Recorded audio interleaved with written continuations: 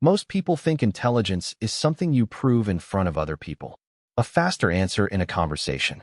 A sharper comeback when someone challenges you. A better argument that leaves the room quiet. A moment where everyone can tell you we're the smartest person there. But the deeper intelligence becomes, the less it needs that performance. At some point, a deep mind stops asking, "How do I look smart right now?" and begins asking a quieter question. What is actually worth my mind? That question changes everything. Because real intelligence is not only about how much information a person can hold. It is also about what they refuse to give their attention to. It shows up when they do not pretend to know something just to protect their image. It shows up when they walk away from an argument that has no interest in truth. It shows up when they feel something intensely, but do not let that feeling make a permanent decision for them. And often, no one claps for these moments. No one notices the message they did not send. No one sees the argument they chose not to enter. No one praises the pause between emotion and action. From the outside, these refusals may look quiet, even ordinary. But from the inside, they are signs of a mind that has learned to protect its energy from things that only make it smaller.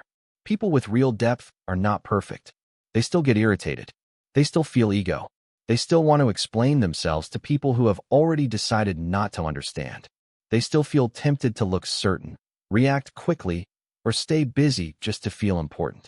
The difference is that, over time, they learn to recognize the cost. They begin to understand that false certainty costs truth. Pointless arguments cost attention. Impulsive decisions cost clarity. Echo chambers cost growth. A busy day without direction costs the life they claim to be building. So they become more selective, not because they are cold, arrogant, or detached from the world, but because they have become more careful with what they allow to use their mind. In this video, we are looking at 5 things deeply intelligent people quietly refuse to do. These are not loud declarations. They are not performances of wisdom. They are private boundaries that shape how a person thinks, speaks, reacts, chooses, and grows. And the first refusal may be one of the hardest for the ego to accept, because it begins with 3 simple words most people spend their whole lives avoiding. I don't know. Those 3 words sound small, but they reveal more about a person than most confident speeches ever could. I don't know. For many people, that sentence feels dangerous. It feels like losing status. It feels like the room might suddenly see the gap in their knowledge and decide they are less capable than they looked a moment ago. So they fill the gap quickly. They guess. They exaggerate. They give an answer that sounds smooth enough to survive the conversation, even if it is not actually true. And sometimes the room rewards it, because confidence can be mistaken for intelligence when no one slows down long enough to check whether the confidence has any ground under it. But a deep mind develops a different relationship with not knowing. They do not treat a gap in knowledge as a personal failure. They treat it as an honest location. It tells them where they are standing. It shows them what needs to be understood next. This does not mean they enjoy looking uncertain. No one enjoys feeling exposed in a room where everyone seems ready with an answer. But a deep mind usually fears something more than embarrassment. It fears building a conclusion on something false. That is why someone with deeper judgment can pause before answering. They can say, "I'm not sure." They can say, "I would need to check that." They can say, "I don't know enough to answer that honestly." And strangely, that kind of honesty can make them look less impressive to people who confuse quick certainty with real understanding. But the point was never to look impressive. The point was to stay accurate. Because pretending to know something does more than mislead other people. It also trains your own mind to protect image over truth. It teaches you to defend a version of yourself that must always appear ready, certain, and informed, even when reality is asking you to slow and learn. A deep mind refuses that bargain. They would rather carry an unanswered question than decorate it with a fake answer. They would rather be temporarily uncomfortable than permanently committed to something untrue. And this is where real learning begins. Not in the performance of knowing, but in the humility to stand in front of what you do not know without running from it. A deep mind is not afraid of an empty space in its knowledge. It is more afraid of filling that space with something fake. But false certainty is only one way the mind wastes itself.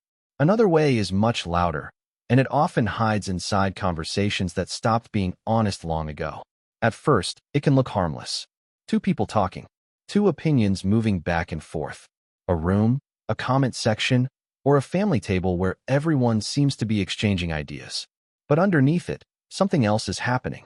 No one is really listening. No one is trying to understand. Each person is waiting for the other one to stop talking so they can protect their own position. A deep mind learns to recognize that shift.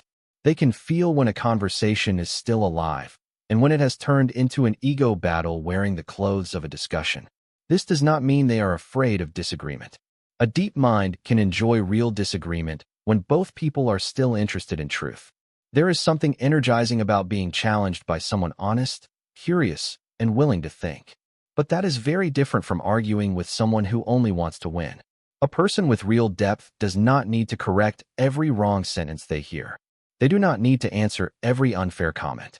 They do not need to chase every misunderstanding into the ground just to prove they had a point, because they understand the hidden cost. Every pointless argument takes attention away from something more valuable. It steals time, emotional space, and mental clarity. And sometimes, even when you win the argument, you lose the quietness you needed for something that actually mattered. So they become careful. They ask themselves, is this person open to understanding or only defending? They ask, will this conversation create clarity or just more heat? And if the answer is obvious, they let the argument pass. Not because they have no answer, not because they are weak, not because they are secretly agreeing, but because they refuse to spend their mind in a room where no one is listening. If you have ever walked away from an argument because you realized the other person did not want truth, comment, not worth it. I want to know how many people recognize that moment. And once a person learns to protect their mind from ego battles, the next refusal becomes even more important, because some of the loudest battles do not happen with other people. They happen inside your own emotions.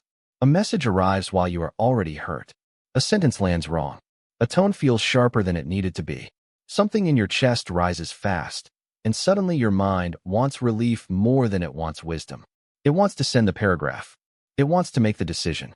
It wants to cut the person off, quit the thing, say yes too quickly, say no too harshly, or prove in one moment that you are not someone to be treated that way.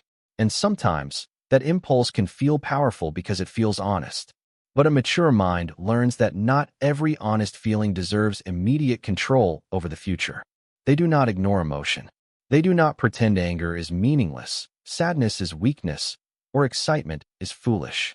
In many cases, emotion is the first signal that something matters. But a signal is not the same thing as a command. Someone with deeper judgment gives emotion space to speak, but they do not always give it the final vote before they understand what it asks for. When they are angry, they wait long enough to know whether they want truth, repair, distance, or revenge. When they are excited, they slow down long enough to ask whether the opportunity still makes sense after the rush fades. When they are discouraged, they refuse to make a permanent decision from a temporary low place. This pause is not coldness. It is protection. It protects relationships from words that only needed one night to cool down. It protects the future from choices made inside a mood that would not last. It protects the mind from confusing intensity with clarity. Because emotions can be real and still incomplete. They can tell you where something hurts without telling you the wisest next step. They can reveal a need, a boundary, a desire, or an old wound, but they still need to pass through reflection before becoming action. That is why a deep mind quietly refuses to let a temporary state write a permanent chapter. They give feelings a voice, but not always the steering wheel. And once they learn to protect their decisions from emotional urgency, they begin to notice another quiet danger. The comfort of being surrounded only by people who agree. There is a special comfort in a room where no one challenges you. It is pleasant to be around people who already see the world the way you do. No friction to manage. No belief to explain. No uncomfortable moment where someone points out a weakness in your thinking. You speak, and the room nods. You complain, and everyone confirms you are right. You repeat an old opinion, and no one asks whether it still fits the life you are living now. That kind of environment can feel like connection, but it can also become a cage with soft walls. A deep mind understands this. They do not collect people simply because those people make them feel correct. They may enjoy support, warmth, and agreement like anyone else. but they know that a mind only surrounded by confirmation can slowly become weaker without noticing. Because there is a kind of comfort that protects you, and there is a kind of comfort that keeps you small. A deep mind is not threatened by respectful disagreement. It may not always enjoy it in the moment, because being challenged can sting. It can expose the part of an idea that was lazy, inherited, emotional, or only half-examined. But if the challenge is honest, they stay close enough to learn from it. They want people who can say, "I see what you mean, but have you thought about this?" They want conversations where the goal is not to humiliate, dominate, or prove superiority, but to refine what is true. That is why people with deeper judgment quietly refuse comfortable echo chambers. They know that being challenged does not always mean being attacked. Sometimes, it means your thinking is being sharpened by another angle. This is not about surrounding yourself with people who constantly criticize you. That is not growth. That is exhaustion. It is about allowing enough honest friction into your life that your mind does not fall asleep inside its own certainty. Comment which one is harder for you. Admitting you do not know, walking away from arguments, controlling emotional impulses, or letting someone challenge your thinking. Because the next refusal is the one most people miss completely.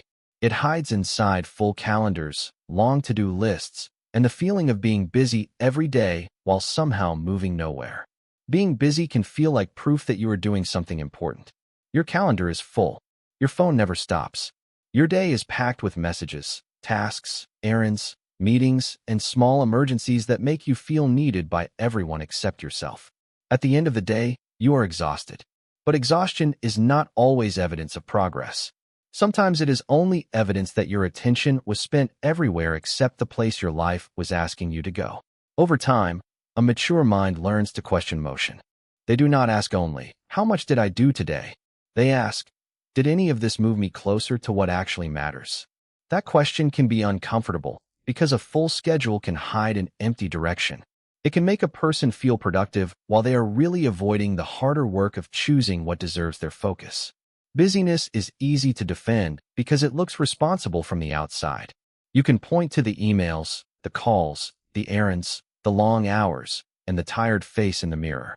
But progress is quieter. Progress may look like saying no to 3 urgent things so you can protect one important thing. It may look like leaving space in the day to think clearly. It may look like doing less, but doing the right thing with more presence. People with real depth refuse to confuse activity with achievement. They understand that attention is not endless. If they spend it reacting to everything, they will have very little left for what can actually change their life. So they become selective. Not lazy, selective. They stop worshiping the full calendar. They stop using exhaustion as proof of value. They stop measuring their life by how much noise it contains. And when all 5 refusals come together, a different kind of intelligence appears. It is not loud. It is not desperate to prove itself. It does not need to know everything, win every argument, obey every emotion, agree with every room, or chase every task that looks urgent. It simply keeps asking one question: what deserves my mind? If this helped you understand intelligence in a deeper way, subscribe to this channel for more videos about hidden psychology, self-awareness, mental strength, and the patterns most people never stop to question.